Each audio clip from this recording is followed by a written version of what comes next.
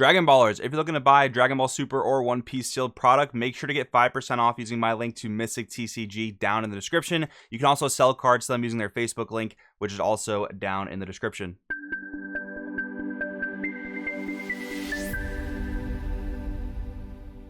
Yo, what's going on, Dragon Ballers? Welcome back to another meta breakdown video. In today's video, we have data from 3 different Zenkai Cups to go over with a bunch of deck lists of really interesting decks to look at as well. Pretty excited for this one. And with the World's LCQ quickly approaching, this format is still highly relevant, even though I know a lot of us, myself included especially, want to get into playtesting set 20 and playing events in that format because those cards look like a lot of fun, but this format is still very important for competitive players, and we're going to take a look at that in today's video. If you guys are new here though, make sure to subscribe, hit that bell so you never miss a video, and let's just jump right on in.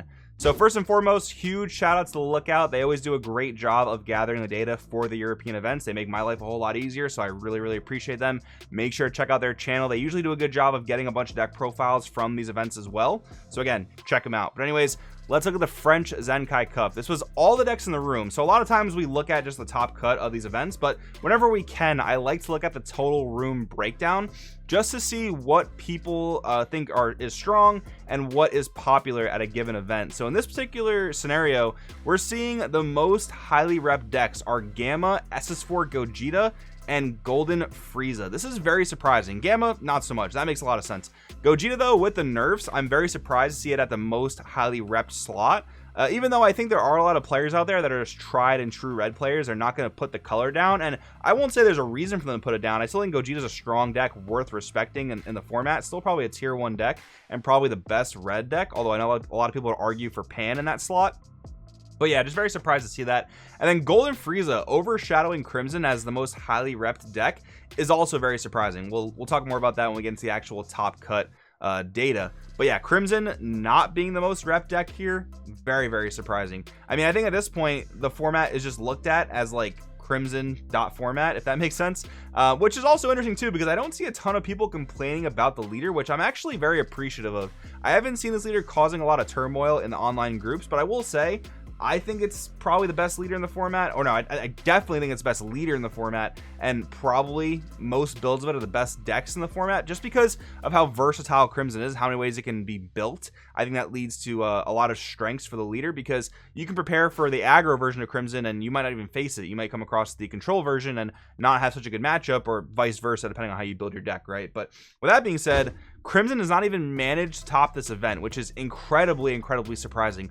What's more surprising is that Golden Frieza takes up an overwhelming amount. And even though this is like a maybe medium-sized event with 70 players, the fact that such a rogue deck took up such a large majority of top cut is super interesting. I would love to take a look at some of these lists, and if the Lookout happens to get the first place list on their channel, I can't wait to see it, because there's so many ways you can go about playing Golden Frieza. We tested this deck on our team going into American Nationals. You can play like pretty consistent turn 4 kills backed up by like Swift Retaliation Cooler. You can play the typical long game yellow toolbox that Golden Frieza and yellow are great at. There's so many ways you can go about it, even like a multicolor green yellow scheme.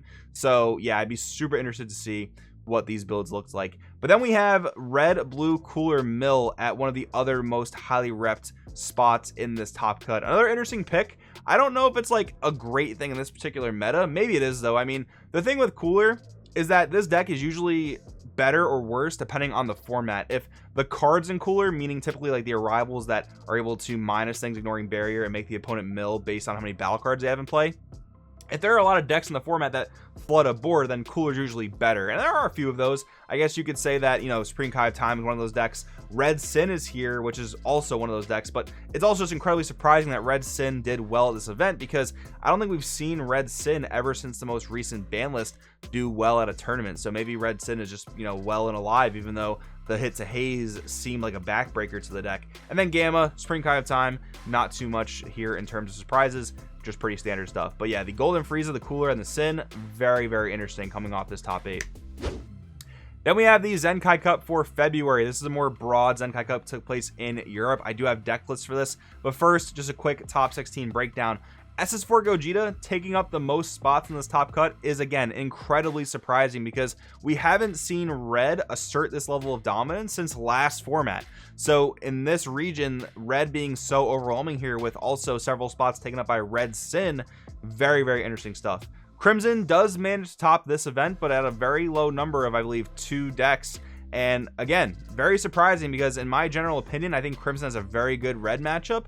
But I will say, I wonder if these players are taking the approach that we took at Nationals, which is to never leave more than 1 energy open against a red deck. At American Nationals, me and my teammates never got Broly Crowned a single time. We talked about that in our deck profiles, that we would never leave more than 1 open. If we had to, we would Sensu Bean or D-Magic and only untap 1, because we did not want to get Broly Crowned. And even if they dropped the Triumphant together, we would just stockpile our super combos to combo out of that, which is not a big deal, because we have other cards like Beerus Destroys, UI Kamehameha to get out of their smaller attacks. So that was our general game plan, but maybe these Crimson players are still leaving the 2 or 3 energy open for the Dirty Burst plays. That's totally a possibility. And maybe that's why Red is able to do a little bit better here, but you know, who knows? There's all kinds of variables that lead to a certain meta forming, but there's certainly a lot of red here, which we are not used to seeing. And then a few other outliers. We have an SS4 Goku, which seems to be another decent black aggro deck.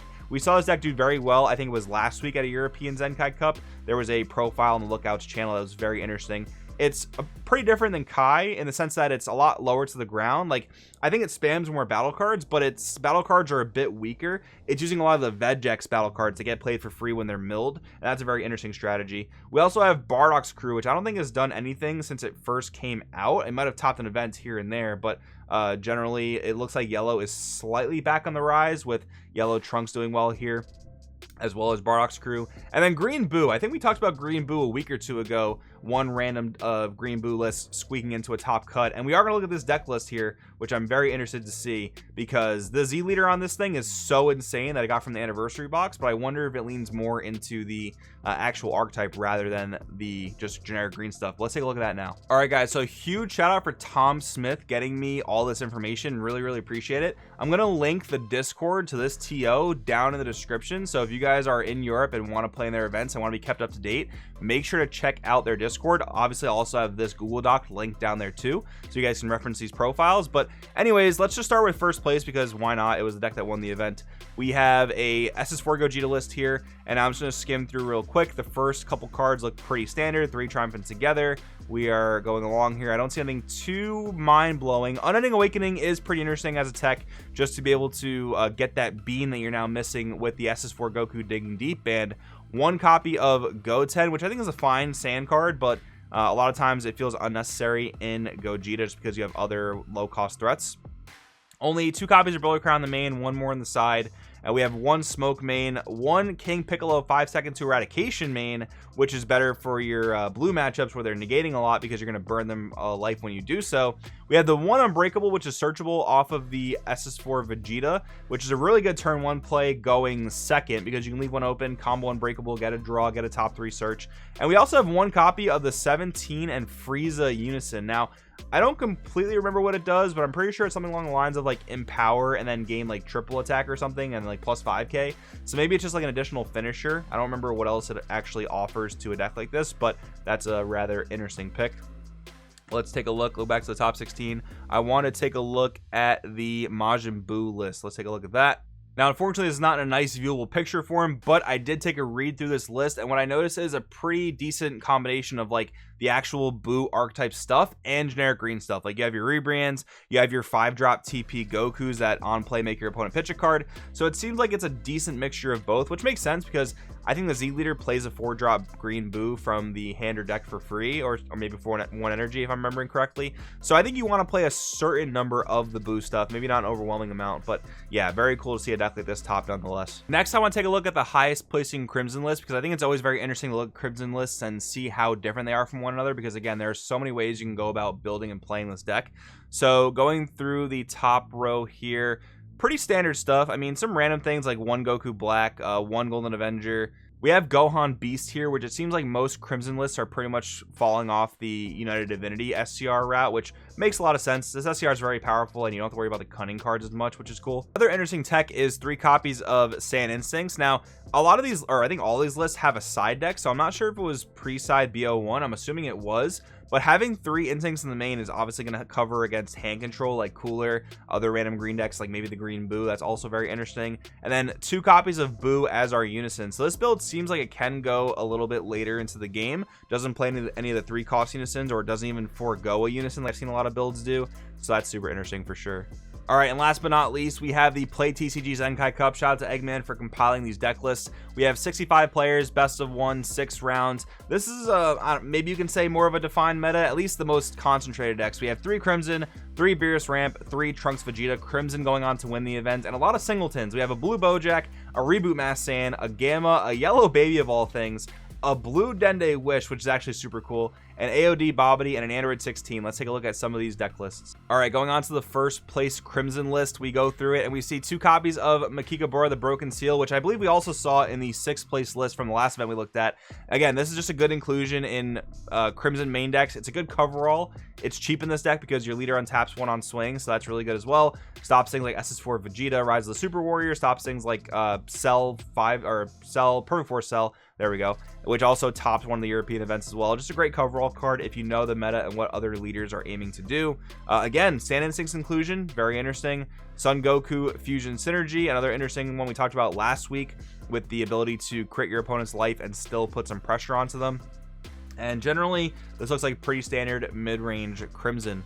Let's take a look at the Beerus Ramp. We have 4 copies of Android 17 Defending Friends. Very good, cheap Floodgate that does require some setup. You have to have a certain amount of Z energy, but I mean, in Beerus on defense, you'll combo a fair amount of cards anyway, so that's not too big of a deal. We are going with 3 Vegeta Super Combo and 1 Zeno. I would have thought Beerus wanted to lean mostly into Zeno, but I mean, depending on how you build the deck, which this deck looks very, very combo-centric and way less oriented on Floodgates, which is very interesting. I mean, that's kind of like the Crimson approach, right? You're not really floodgating too much. Of course, you do have Android 17 Defending Friends, but you're a little bit more combo-oriented, which gets you out of most trouble in red matchups. And again, a singleton Goku Black I just find to be very, very hilarious.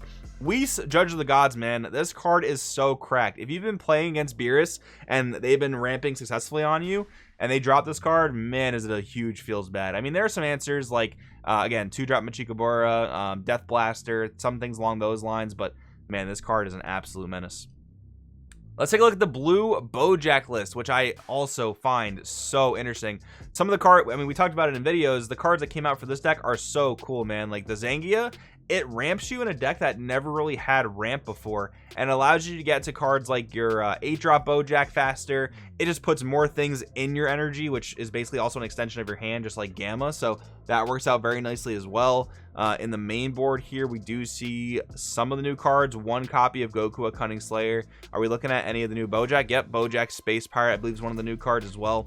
So yeah, this is one that I'm actually excited to try out. 2 copies of Rise of the Super Warrior as well. I wonder when the opportune time to play this is, because while you do have some newly added ramp in the form of Zangia, I'm just wondering if like there's a certain matchup where you want to ramp heavy, or if it's just like always the game plan. We do always have 1 copy of 17 Turning the Tide as well. This is a very, very cool list that I'm happy to see do well, because there seems to be a lot of potential in the Zenkai Dashback cards for Bojack. And then we have Blue Dende Wish. There are a lot of cool decks in this top 16 for Play TCG, but this is one of the other ones I wanted to point out, because what it does is it leans into assembling the squad into Majin Fire West Supreme Kai, so you can ramp as fast as possible. Play SS4 Vegeta Rise of the Super Warrior, and then you can use your leader's ultimate ability, which is untap 2, draw 2, but at the end of the turn, you go back to your unwished side. But if you Z Awaken into Goku Limitless Awakening, you don't have to go back to your unwished side, so you got to pull off your ultimate, get that burst of draw power, get that burst of energy, and then go to a really powerful leader that gets even stronger with a bunch of energy. I think it's a really, really cool strategy. This deck does come into some problems though, like anything that can actually answer this Majin Fire well is a little bit rough to deal with. But with God Sealing gone, this is a way stronger deck actually. This is like a cool like fringe rogue deck from last format, but it had a really big problem against Crimson because of God Sealing. But now that SS4 Vegeta is unchecked, this deck is a lot cooler. I mean, don't get me wrong, Beerus is probably the stronger pick, but this is a really cool pick. But anyways, guys, that's what I got for you in today's video. All links to what I looked at today will be down in the description. So let me know in the comments below what you think about the format, how it's shaping up. Is Crimson really that bad of a boogeyman, or are things kind of evening out? Let me know in the comments below. Thanks for watching, guys. I'll see you in the next one.